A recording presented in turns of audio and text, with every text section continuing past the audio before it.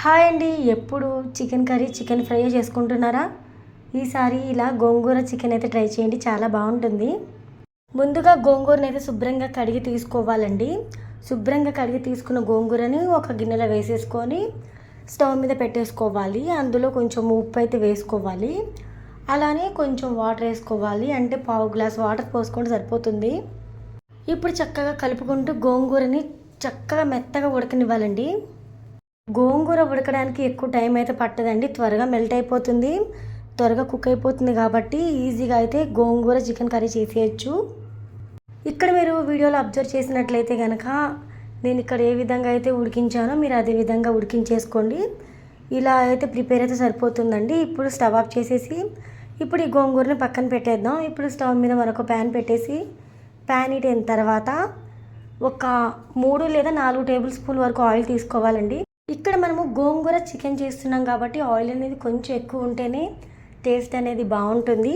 So oil అయితే పోసేసుకున్న తర్వాత 1 table spoon వరకు జీలకర్ర అయితే వేసుకోవాలి. జీలకర్ర కాస్త వేగిన తర్వాత కరివేపాకు కూడా వేసుకోండి. నెక్స్ట్ వచ్చేసి ఉల్లిపాయలు వేసుకోవాలి. ఇక్కడ మనకి ఉల్లిపాయలు అనేవి ఎక్కువ అవసరం ఉండవండి, 1 లేదా 2 ఉల్లిపాయలు తీసుకోండి, కరెక్ట్గా సరిపోతాయి. ఉల్లిపాయలు కాస్త ఫ్రై అయితే సరిపోతుందండి, మరీ ఎక్కువ ఫ్రై అవ్వాల్సిన అవసరం లేదు. నెక్స్ట్ ఇందులోకి మనము శుభ్రంగా కడిగి తీసుకున్న చికెన్ అయితే వేసుకోవాలి. నేను ఇక్కడ 1 కేజీ చికెన్ తీసుకున్నాను. 1 కేజీ చికెన్కి కారం, ఉప్పు, మసాలా ఇవన్నీ ఎంతెంత కొలతల్లో వేయాలో ఈ వీడియోలో క్లియర్గా చెప్పాను. ఎక్కడ స్కిప్ చేయకుండా వీడియో చూడండి, అప్పుడే మీకు ఈ రెసిపీ అనేది క్లియర్గా అర్థమైపోతుంది, ఈజీగా చేసుకోగలరు. ఇప్పుడు మనం చికెన్ వేసాం కదా, చికెన్ వేసినప్పుడు ఎప్పుడైనా కూడా ఉప్పు అనేది వేసుకోవాలి.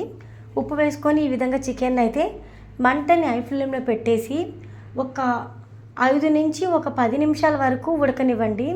అప్పుడు మనకి చికెన్లో నుంచి వాటర్ అనేది ఊరుతుంది కదా, ఆ ఊరిన వాటర్ కూడా అంతా సపరేట్ అయిపోయి ఆయిల్ అనేది పైకి తేలాలి, అంతవరకు ఫ్రై చేసుకోవాలి చికెన్ని. ఇక్కడ ఒక్కసారి మీరు అబ్జర్వ్ చేసినట్లయితే చికెన్లో ఎక్కడ వాటర్ అనేది లేదు, ఆయిల్ అనేది సపరేట్ అవుతుంది. ఇంతవరకు ఈ విధంగా ఉడికిస్తే సరిపోతుందండి. నెక్స్ట్ వచ్చేసి ఒక 1/2 టేబుల్ స్పూన్ వరకు పసుపు అయితే వేసుకోవాలి. పసుపు వేసుకున్న తర్వాత అప్పటికప్పుడు రుబ్బిన అల్లం వెల్లుల్లి పేస్ట్ 1 టేబుల్ స్పూన్ అయితే వేసేసుకోవాలి. ఇప్పుడు మనము పసుపు, అల్లం వెల్లుల్లి పేస్ట్ వేసాం కదా, ఇవి చికెన్ ముక్కలకి పట్టేలాగా కలుపుకుంటూ ఫ్రై అవ్వనివ్వాలండి.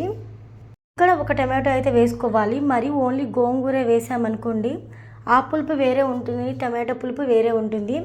2 వేసుకుంటే చక్కగా బ్యాలెన్స్ అయిపోయి మంచి టేస్ట్ అనేది యాడ్ అవుతుందండి. ఇప్పుడు టమాటో ముక్కలు అయితే ఈ విధంగా వేసుకొని నెక్స్ట్ అయితే ఇందులోకి మనం కారం యాడ్ చేసేసుకోవాలి. కారం అనేది మోస్ట్ ఇంపార్టెంట్.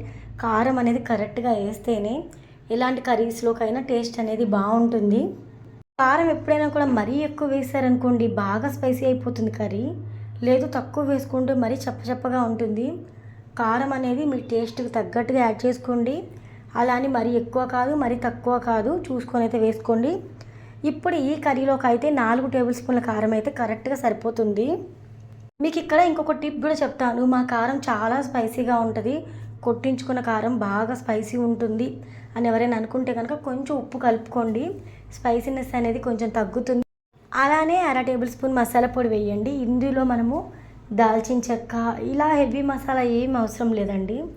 ధనియాలు, లవంగాలు, యాలక్కాయలు చక్కగా గ్రైండ్ చేసుకొని పొడి కట్టుకొని పెట్టుకున్నారంటే ఇదే మసాలా మీరు వెజ్ కర్రీలోకైనా నాన్ వెజ్ కర్రీలోకైనా తీసుకోవచ్చు. ఇప్పుడు 1/2 టేబుల్ స్పూన్ మసాలా అయితే వేసుకున్నాం కదా, ఇప్పుడు చక్కగా చికెన్ ముక్కలకి పట్టేలాగా కలుపుకొని ఆ తర్వాత చిన్న గ్లాసులు వాటర్ అయితే యాడ్ చేసేయాలండి.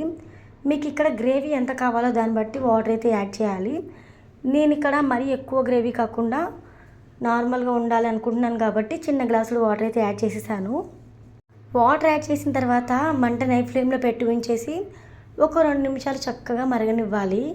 ఇలా మనకి కర్రీ అనేది బాయిల్ అవుతున్న టైంలో మనం ముందుగానే ఉడికించి పెట్టుకున్న గోంగూర ఉంది కదా, గోంగూర కూడా ఇందులో వేసేసుకొని చక్కగా ఈ విధంగా కలుపుకోవాలండి. గోంగూర ఉడికేటప్పుడు మంటని హై ఫ్లేమ్లో అస్సలు పెట్టకూడదు, ఎందుకంటే అడుగంటే ఛాన్స్ ఉంటుంది కాబట్టి మీడియం ఫ్లేమ్లో అడ్జస్ట్ చేసుకొని ఈ విధంగా కలుపుతూ కుక్ చేసేయండి. ఇప్పుడు గోంగూర అంతా వేసుకున్న తర్వాత మనము ఈ విధంగా కలిపి నెక్స్ట్ అయితే మూత పెట్టేసి ఒక 4 నుంచి 5 నిమిషాల వరకు మీడియం ఫ్లేమ్లో కానీ లో ఫ్లేమ్లో అడ్జస్ట్ చేసుకున్నా పర్వాలేదు. ఈ విధంగా కుక్ చేసుకున్న తర్వాత ఇలా అయితే ప్రిపేర్ అవుతుందండి కర్రీ అయితే. ఇక్కడ మనకి కర్రీ నుంచి ఆయిల్ అనేది చక్కగా పైకి తేలుతుంది చూడండి. ఇలా అయితే మనకి కర్రీ అయితే ప్రిపేర్ అయింది అనుకోండి, కర్రీ పర్ఫెక్ట్గా కుక్ అయిందని అర్థం. నెక్స్ట్ ఇందులోకి మనము కొత్తిమీర పుదీనా కూడా వేసేసుకుందాం. కొత్తిమీర పుదీనా వేసుకొని ఈ విధంగా ఒకసారి కలుపుకోవాలి. చికెన్ రెసిపీస్లో అన్నిట్లో కల్లా గోంగూర చికెన్ చాలా అంటే చాలా టేస్టీగా ఉంటుంది. మీలో ఎవరైనా ఈ రెసిపీ తెలియని వాళ్ళు ఉంటే ఈ వీడియో చూసి మరి ప్రిపేర్ చేసేసేయండి మీ ఇంట్లో. వీడియో నచ్చితే లైక్ ఇవ్వడం మాత్రం అస్సలు మర్చిపోవద్దు. మీరు ఇచ్చే లైక్ వల్ల ఈ వీడియో ఇంకొంచెం ఎక్కువ మందికి రీచ్ అయ్యే ఛాన్స్ ఉంటుంది. అలానే కొత్త వాళ్ళు కూడా ఈ రెసిపీ నేర్చుకునే అవకాశం అయితే ఉంటుంది. మనం చికెన్ ఉడకడం కోసం స్టార్టింగ్లోనూ ఉప్పు అయితే యాడ్ చేసేసాము. మధ్యలో ఎక్కడ కూడా ఉప్పు అనేది యాడ్ చేయలేదు కాబట్టి ఇప్పుడు కర్రీకి సరిపడా ఉప్పును కూడా యాడ్ చేసేసుకోవాలి. ఉప్పు వేసుకున్న తర్వాత ఒకసారి కలిపేసి ఆ తర్వాత 1 మినిట్ వరకు ఇక్కడ ఈ విధంగా కలుపుకుంటూ ఫ్రై చేసుకోవాలి. నెక్స్ట్ స్టవ్ ఆఫ్ చేసుకొని దింపేసుకొని వేడివేడిగా అన్నంలోకైనా రోటీలోకైనా తినొచ్చు. చాలా బాగుంటుందండి ఈ కర్రీ అయితే. మరెన్నో రెసిపీస్ కోసం మామ్స్ కిచెన్ రెసిపీ ఛానల్ని అయితే సబ్స్క్రైబ్ చేసేసుకోండి. ఇలాంటి మంచి మంచి వీడియోలు అయితే ఛానల్లో అప్లోడ్ చేస్తూ ఉంటాను. ఛానల్కి సపోర్ట్ చేయండి. మీరు ఇచ్చే సపోర్ట్ వల్ల ఇంకా మంచి మంచి వీడియోస్ అయితే చేయడానికి నాకు బూస్టింగ్లో అయితే ఉంటుంది కాబట్టి సపోర్ట్ చేసేయండి.